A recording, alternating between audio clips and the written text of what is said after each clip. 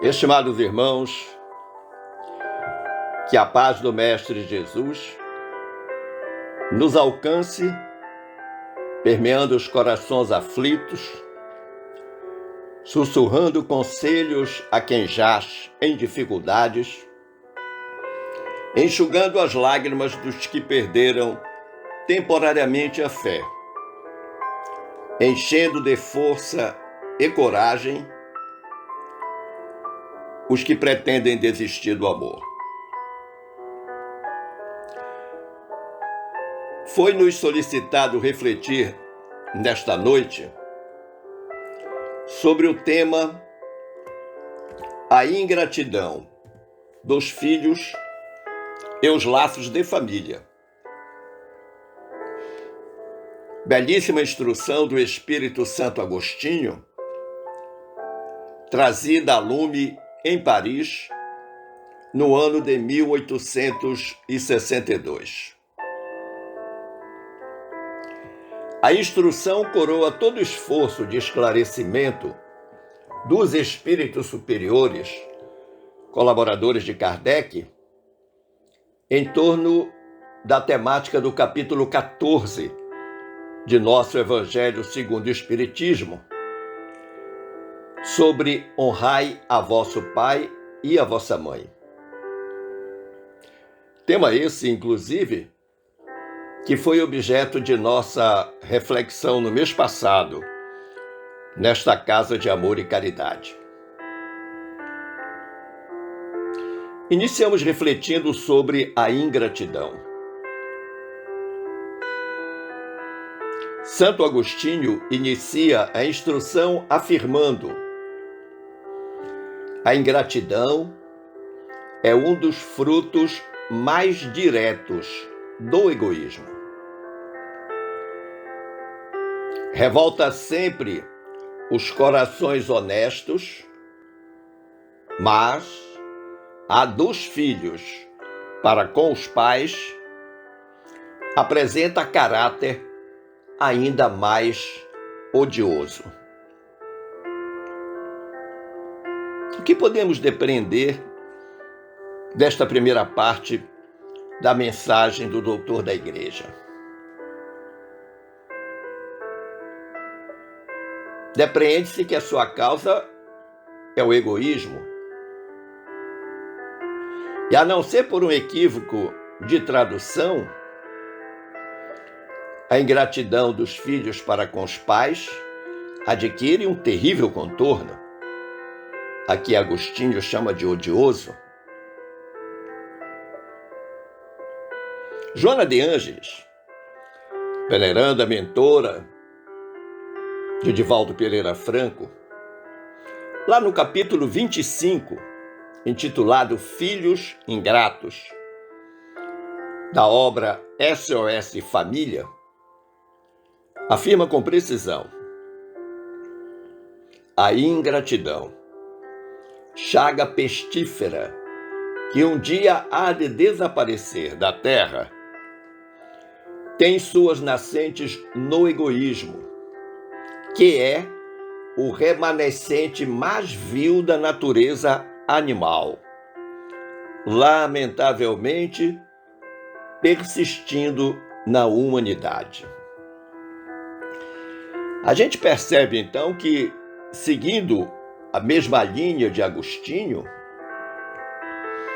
Joana considera a ingratidão uma peste e aponta o egoísmo também como sua causa principal, acrescentando que este estado ainda tem a ver com a animalidade que persiste no homem.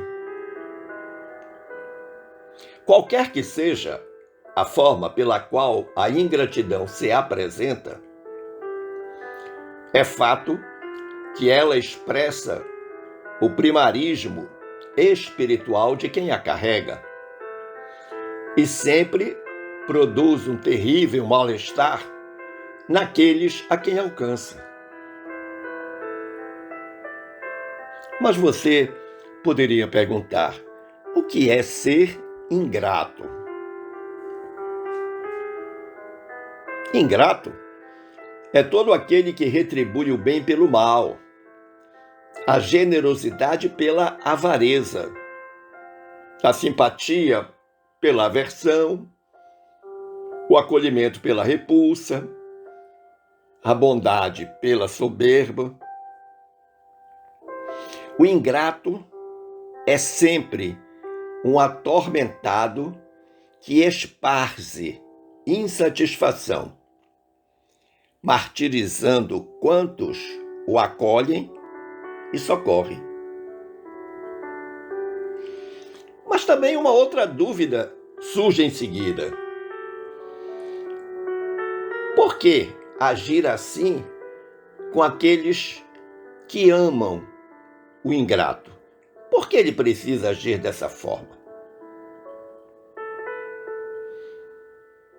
Precisamos inicialmente recordar o saudoso e venerando Chico Xavier,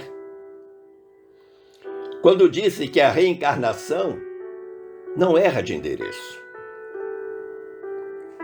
O filho ingrato que nasceu numa determinada família voltou naquela família porque é necessário.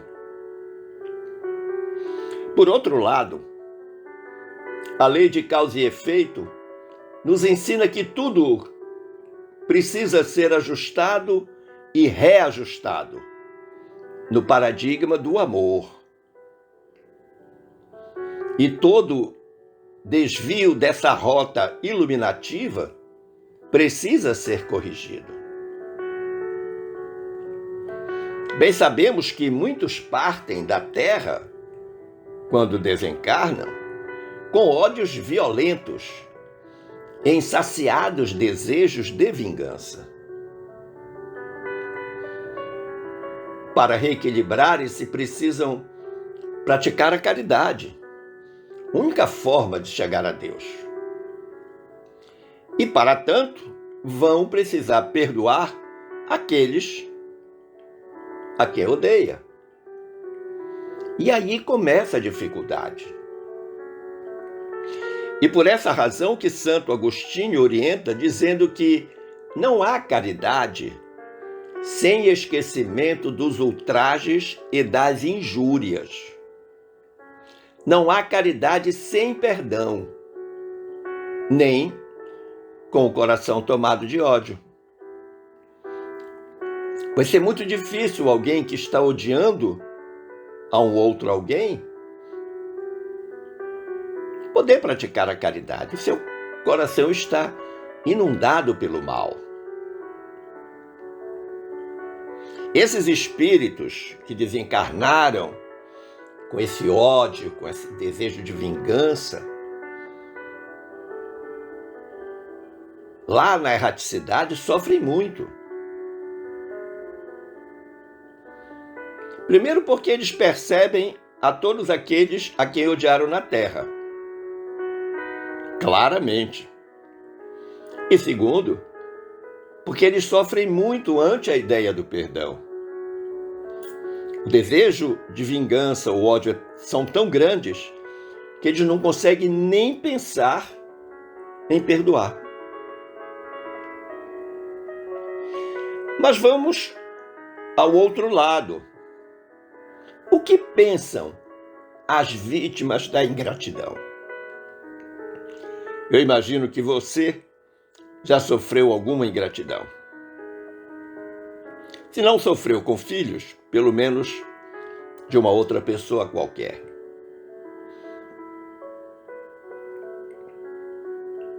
Joana diz que o homem vitimado pela ingratidão supõe tudo merecer e nada retribuir. Olha que interessante.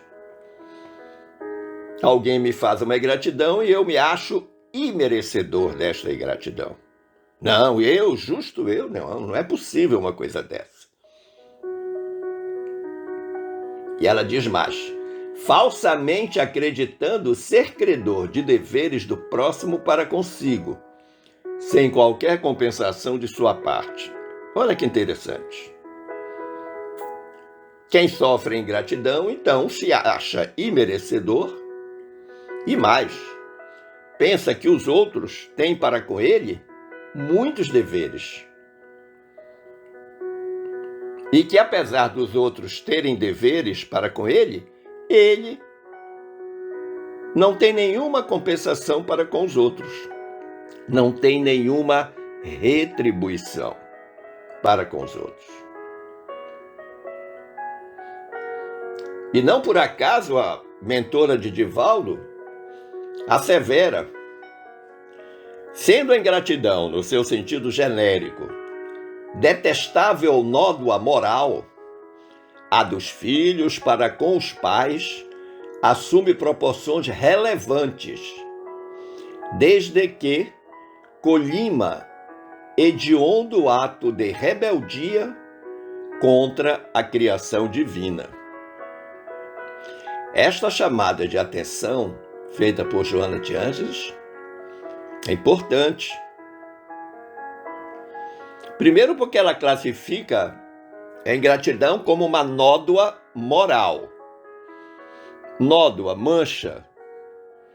Tem certas manchas que são dificílimas de sair de um tecido físico. Imagina do tecido moral.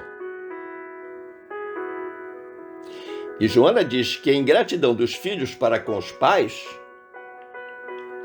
além de ser errado, além de ser terrível, de ser hediondo, ela diz que é um ato de rebeldia violento contra Deus, contra a criação divina. O filho ingrato, então, erra duas vezes, contra os pais e contra Deus. Primeiro, porque a ingratidão despreza completamente a lei de amor. Segundo, porque ela não tem nenhuma razão de ser. Se a pessoa compreender a lei de causa e efeito, se a pessoa compreender as razões que a situaram naquele círculo familiar.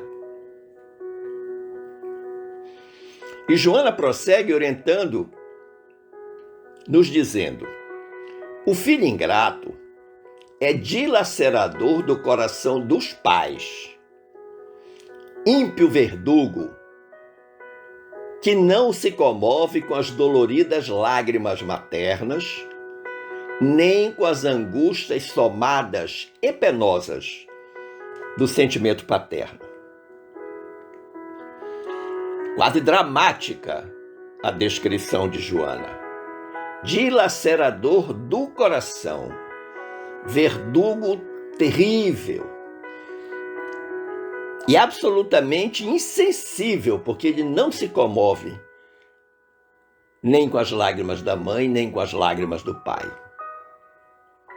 Mas aí ela vai fazer uma advertência, vai chamar atenção para o outro lado da moeda. Sem dúvida, muitos pais, despreparados para o ministério que defrontam em relação à prole, cometem erros graves. Para ser pai, para ser mãe, há que se preparar para não cometer esses erros graves, que influem consideravelmente no comportamento dos filhos. Muitas vezes os nossos filhos têm o comportamento que têm graças aos nossos erros de criação, os nossos equívocos de orientação,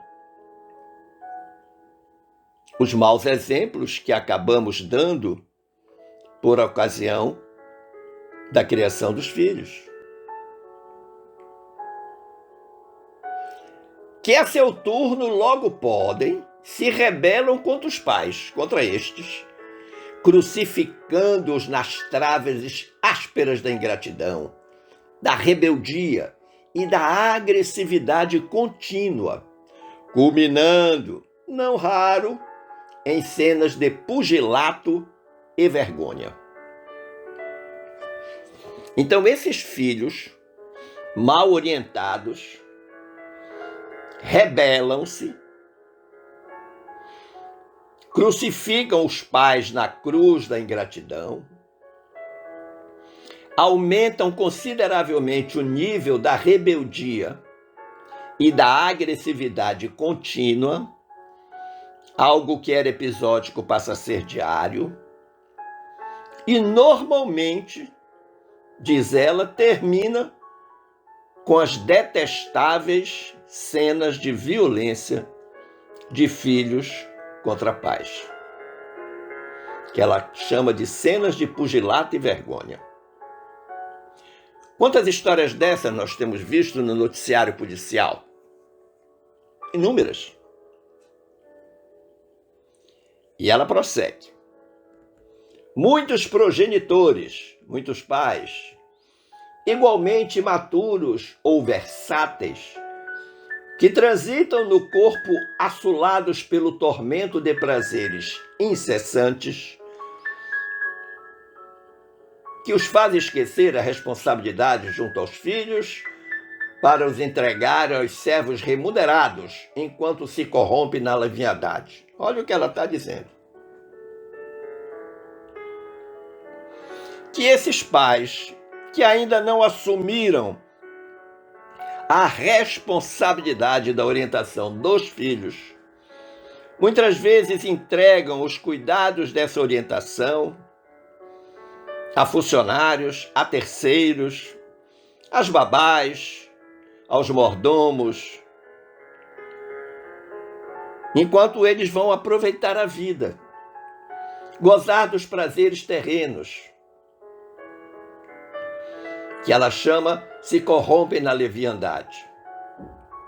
Então ela está dizendo que esses pais e essas crianças, esses pais especialmente, respondem pelo desequilíbrio e desajuste da prole na desenfreada competição da utópica e moderna sociedade. Estas crianças, estes filhos, crescem sem o menor senso de responsabilidade, achando que tudo podem na vida, lutando desesperadamente sempre pela pole position, pelos primeiros lugares, achando que tem direito a tudo. Mas aí ela usa uma conjunção adversativa para iniciar o parágrafo seguinte dizendo: todavia, filhos há que receberam dos genitores as mais prolíferas demonstrações e testemunhos de sacrifício e carinho, aspirando a um clima de paz, de saúde moral, de equilíbrio doméstico, nutridos pelo amor sem fraude e pela abnegação sem fingimentos.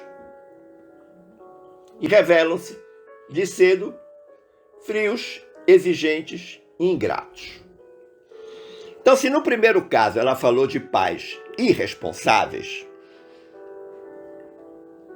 e que os filhos, para com eles, acabaram sendo ingratos com eles e com o mundo, porque cresceram achando que todos os direitos lhes pertencem e que eles não têm nenhum dever. Agora, Joana está apresentando pais que pautam a sua conduta orientadora junto à prole com a mais absoluta serenidade, justiça e equidade, baseada nas leis de Deus, a quem eles dão demonstrações e testemunhos de sacrifício e carinho, desejando para os filhos o que ela chama de saúde moral, de equilíbrio doméstico, e que esses elementos eles recebem como nutrientes, né, um amor sem fraude, uma abnegação sem fingimento. Olha que legal. Mas ainda assim, apesar de tudo isso, os filhos desde cedo revelam-se frios, exigentes e ingratos.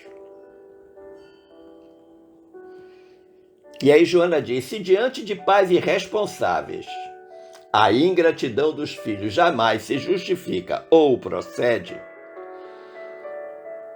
a ingratidão proporcionada por aqueles que tudo recebem e tudo negam somente encontra explicação na reminiscência dos desajustes pretéritos dos espíritos, que, não obstantes, reunidos outra vez para recuperar-se, avivam as animosidades que ressumam. Olha que interessante.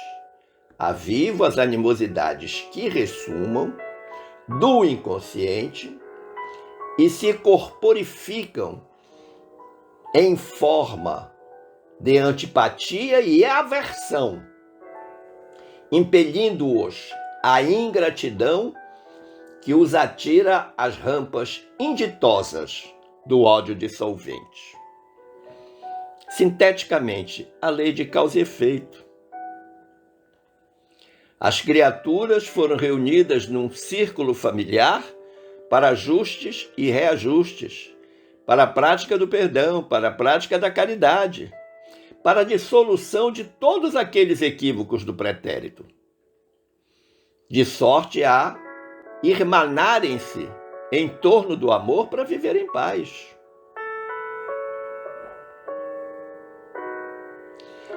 Então ela está explicando que muitas vezes, em que pese todo o esforço dos pais na condução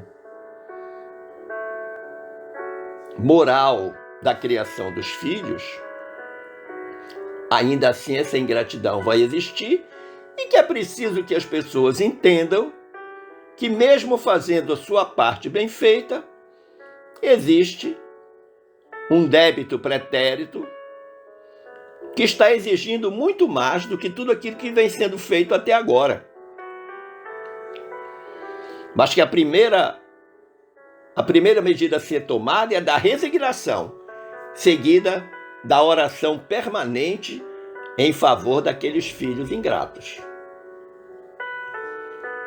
E ela diz ainda: a família é a abençoada escola de educação moral e espiritual, oficina santificante, onde se lapidam caracteres, laboratório superior, em que se caldeiam sentimentos, estruturam aspirações, refinam ideais, transformam mazelas antigas em possibilidades preciosas para a elaboração de mistérios edificantes. Simplesmente fantástica esta definição de família. Escola, oficina, laboratório, um cadinho, onde deverão ser amalgamados todas as virtudes crísticas, que hão de transformar tudo aquilo que já foi mal em tudo aquilo que será permanentemente bom. Aquela chama de mistérios edificantes. Mas ela dá um grande aconselhamento para todos nós. Ela diz: ante o filho ingrato, seja qual for a situação em que se encontre, guarda piedade para com ele e dá-lhe mais amor. Agressivo e calceta, exigente e impiedoso, transformado em inimigo insensível com odioso, oferta ainda paciência e mais amor. Aquela resignação que eu falei, aquela oração a que me referi. Ela diz ainda: a família não são apenas os que se amam através dos vínculos da consanguinidade, mas também, e aí ela vai mostrar,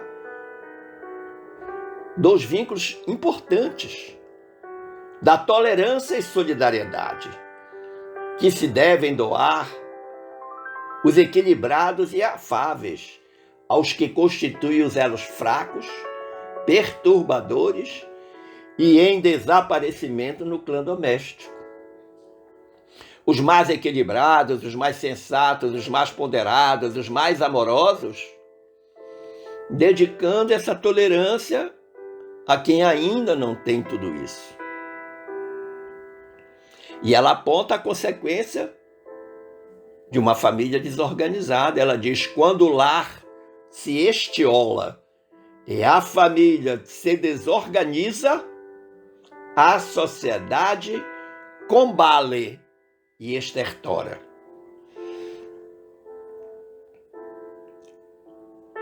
A sociedade é reflexo da família. Não há nenhuma dúvida, a família é a célula máter da sociedade.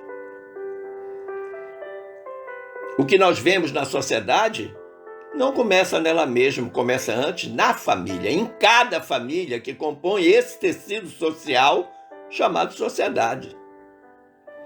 Nós precisamos ter essa responsabilidade sobre pensar no assunto, discutir o assunto, mas, acima de tudo, adquirir novas competências na orientação familiar. Esperando ter contribuído na reflexão deste tema, eu agradeço o carinho da atenção dispensada, das boas vibrações emanadas e desejo que fiquemos todos em paz com Jesus. Um forte abraço.